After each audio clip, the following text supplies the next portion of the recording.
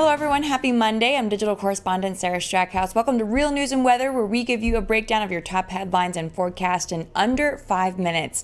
So first off, there are still questions surrounding the death of billionaire Jeffrey Epstein over the weekend.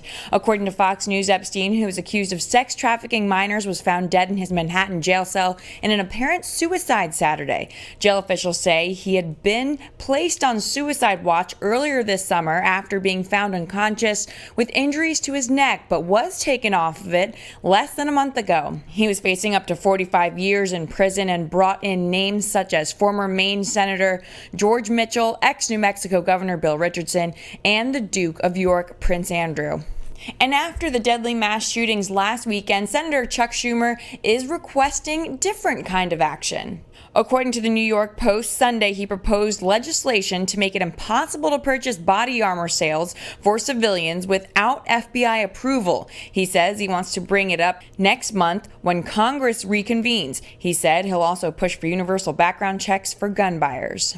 And in some lighter news, Simone Biles has won her 6th U.S. women's gymnastics national title.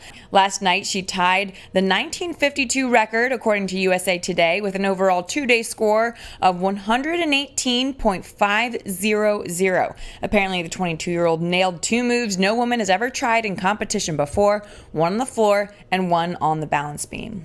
Now, time for a look at our forecast this week with meteorologist Cash Payne. Cash. Yeah, thank you, Strax. It was another hot day across North Texas, another hot one to start the work week. We're getting used to these triple digits, and that's not necessarily a good thing. I know out at Love Field Airport we hit 101 degrees this afternoon. Now the good news is there's a cold front, a weak one, but it'll drop the temperatures going into the middle part of the week. So we have that to look forward to. And also we've been rather dry over the past week or so. And so we could also see some spotty showers. Not everyone's going to see them. It's not going to be widespread, but there are rain chances in the forecast over the next few days, so that's also something you can plan for. Now, let's talk about that cold front, and that's certainly what everybody is going to be talking about over the next probably few days, because you'll feel the impact in the temperatures going into Tuesday night and into the start of your Wednesday. You'll also notice the rain chances. Like I said, there's going to be spotty, but rain chances increasing from 20% Tuesday night to about 40% on your Wednesday, and so you might have to use the windshield wipers for your Wednesday morning commute, and probably not the best day to get the car wash. I would probably hold that off until your Thursday. Also, the Rangers,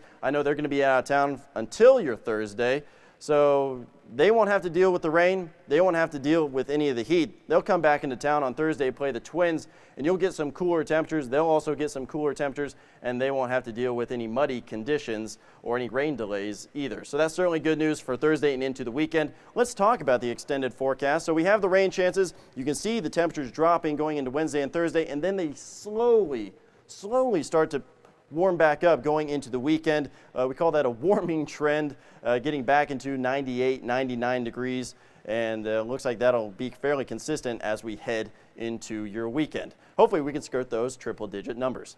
That's all I have for you. Let's go back to Strax. Cash, thanks so much. Now time to kick it over to the Macias Minute.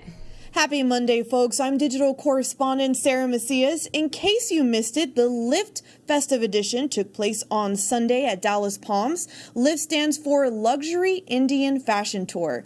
Fashion designer Ruby Bandari played a big role in putting it all together. She featured Indian designer Nita Lula, along with other vendors who were there to show off their clothesline and jewelry lines. During the fashion show, many of the models wore a variety of clothes, including some of Ruby Bandari's fashions, and there was even a dance intermission show. And for many students, school starts next Monday. So just a friendly reminder to slow down, don't text and drive, and give yourself enough time to get to your morning commute.